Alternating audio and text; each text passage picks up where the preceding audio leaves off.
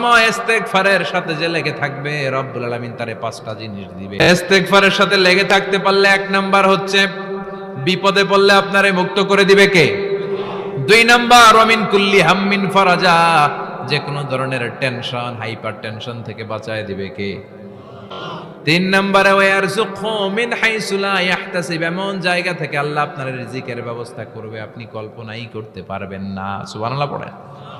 4 নম্বরে সবসময় ইস্তেগফার যদি পড়া হয় আল্লাহর কোনো আযাব ওই বান্দার উপরে আসে না।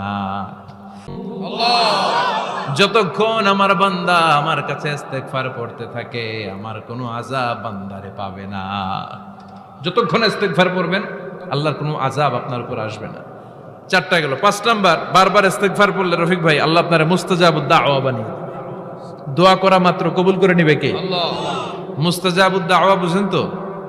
মানে যিনি হাত তুলতে দেরি কবুল হতে দেরি হয় না।